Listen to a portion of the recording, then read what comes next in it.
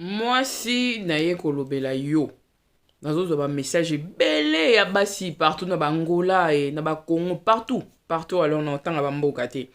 Alors parce que ngata ngba to ba benga ngato solo laka et rapena li solo to zora tam ba 2 heures. Li solo ya analyse. Ezate ko lobi na ngaka makambo na yo ki yo mais j'aurais des questions voilà clair ou ya kotuno ba question clé. Tant on répond na ba question na makambo belé rebima.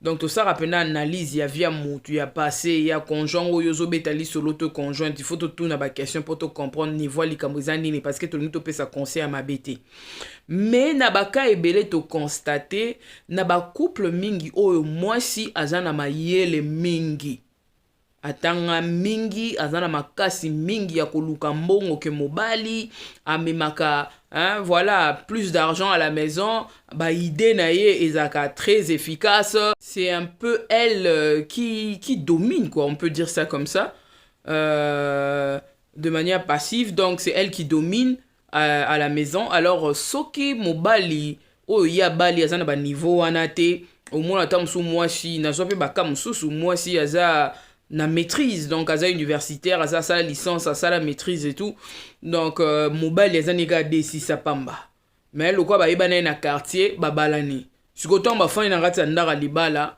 donc niveau o ya musala mwasi azaki nango na niveau o ya musala ka ya mobali donc voilà ozomona ke epesa ba conflit ebele et comme ça ki mobali tout le temps colérique koluka ko sala bazuwa ebele ko empêcher loko boko sala bwako ko mema mbongo amemi projet mobala lingite mobala ko molia ba mbongo nanko donc azolinga ko vanda te na sipo basala projet d'avenir donc azokoka ko accepter eloko wana te tout le temps ko imposer ba makambu donc mobala développer qui vraiment toko benga ngo complexe parce que azai ko luka ko contrôler moi sinae vous savez le pouvoir oh ya makasi mobala zala nango na kati ya couple et loko nini o mobala luka na kati ya mwasi et loko o mobala luka na kati ya mwasi c'est la chose qu'on appelle le contrôle mobali alingara se sentir mobali pa ya mwasi na ye par le contrôle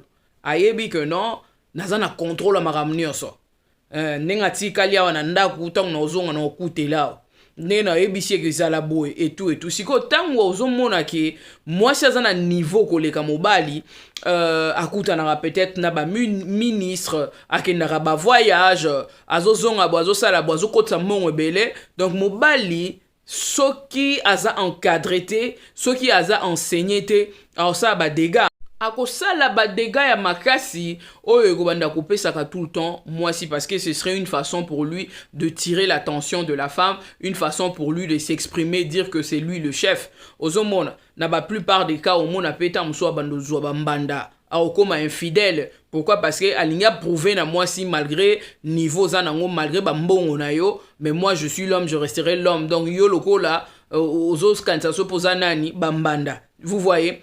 Et pour éviter tout ça, na pesa conseil na moi si on en a balité. Oyo aebi ki aza mayele, aza na niveau likolo, aebi ko luka mbongo et tout. Je vous dirais que yo moi si oza na position wana, donc mokile randa en facilité. Mokile ebi que la position de force, la position de l'intelligence, la position du leadership ezalara pa mobali, mokili. Nalobi nzambete.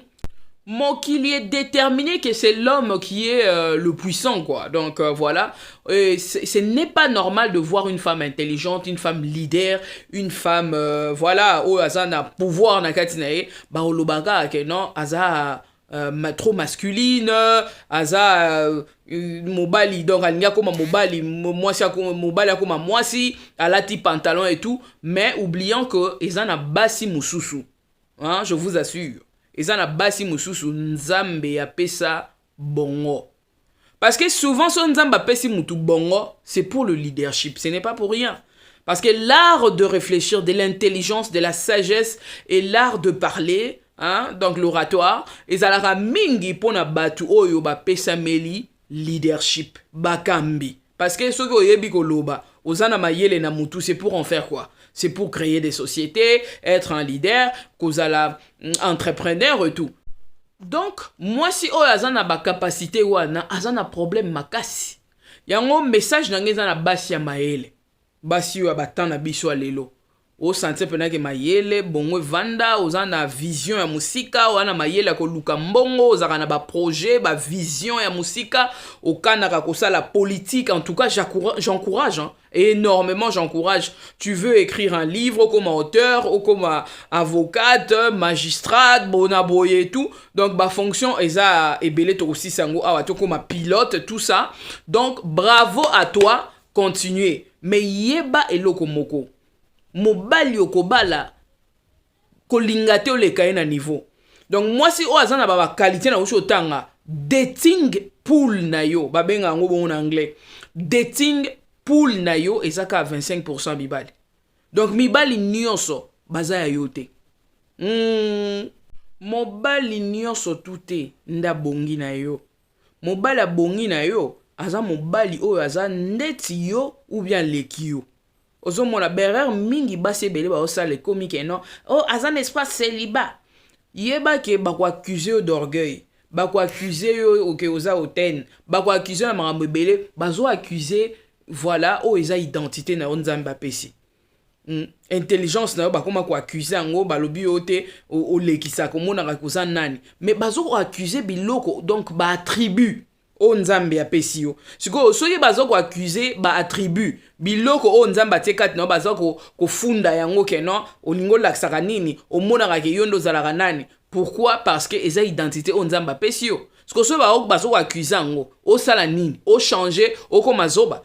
Et puis moi si amayele atakangi munoko kimia na ye ebangisaka kaka, donc okozala mal à l'aise na kati ya libala okomo naza na esprit célibat naza na nini boye masculinité bona boye mobali oyo azoko accuser mwasi mingi kaza lokola masculin donc aza ko mimona neti mobali. Faut faire attention.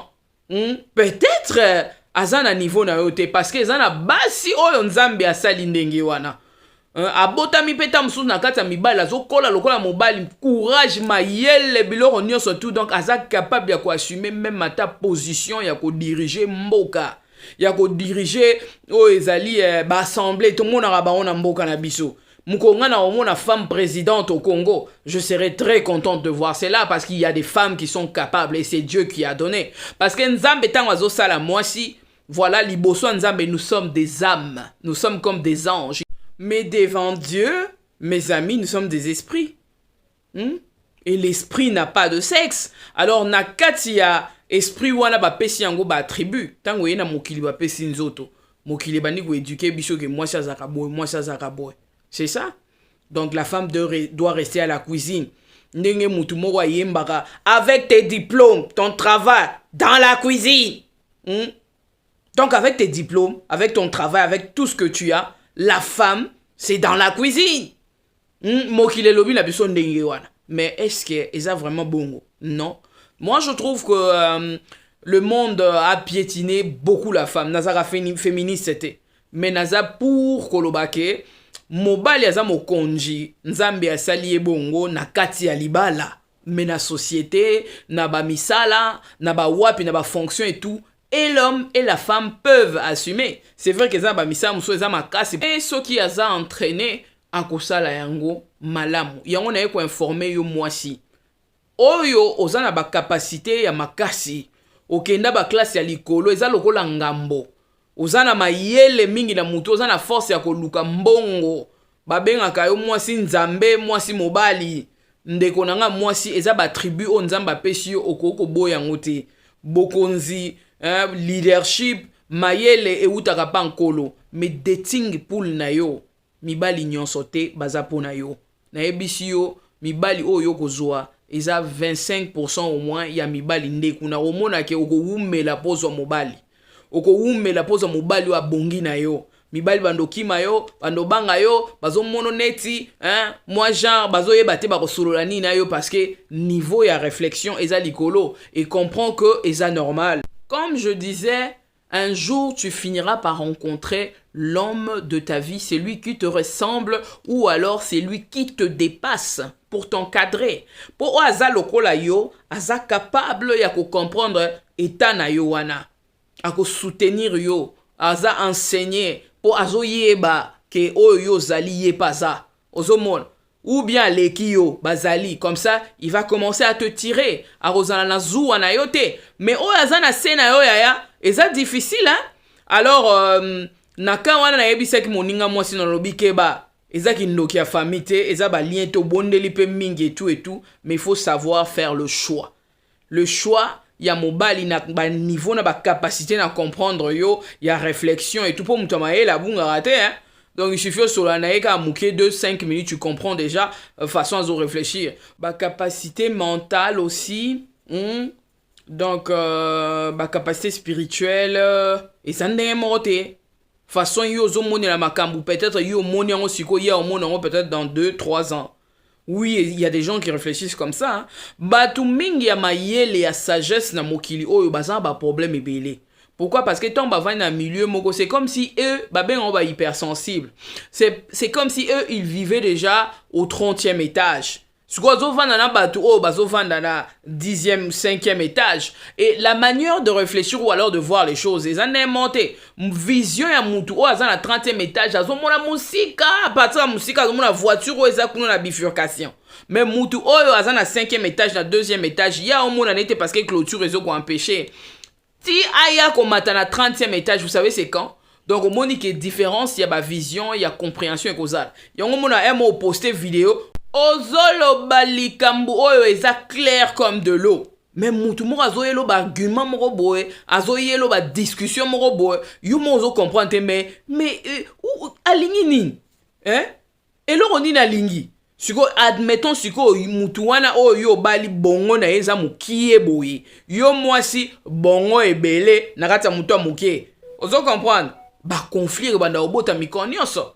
Bobanda ko swana pona mbongo bondo swana pona éducation ya bana bondo swana pona vision bondo swana pona banzungu na basani parce que façon oyo romoni la makambu ekezala ndenge moko te na mutu yango bomondi bandeko nanga au-delà de la spiritualité nous les femmes ba oyo baza mayele makasi ba oyo ba comprendre que non niveau eza moi awa likolo n'allez pas épouser n'importe qui ça peut durer mais nzamba kosuka kana kopesa mutu akokani na yo Vomo zala yo moko ko bala mutu azana niveau assez.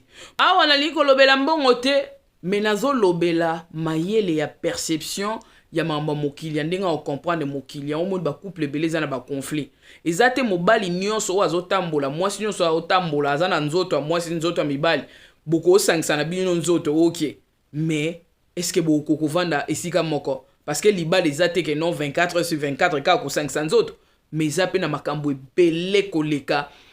Sans y avoir réfléchir, que ça là bas projet, voir les choses, discuter ensemble, voilà, bah échange, ezali trop important que la sexualité.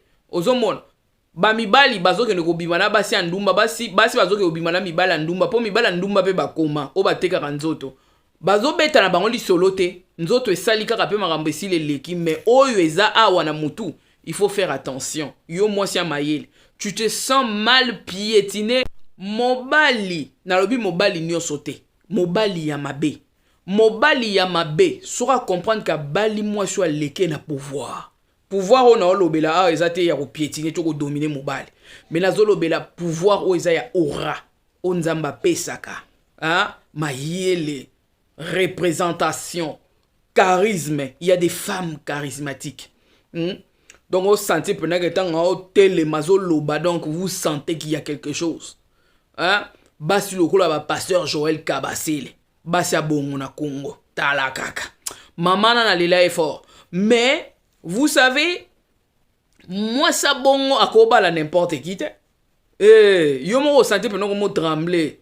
Po eloko eza na kati na eza makasi même atana kati ya mibali mususu ezate. Donc pour revenir à la conclusion mobali ya mabe soit comprendre que bali moi soit lekie na niveau na olobela mbongo te neka na expliquer bino wana na oyo courage mayele maramunyo surtout mobali ya mabe a opté pour la manipulation.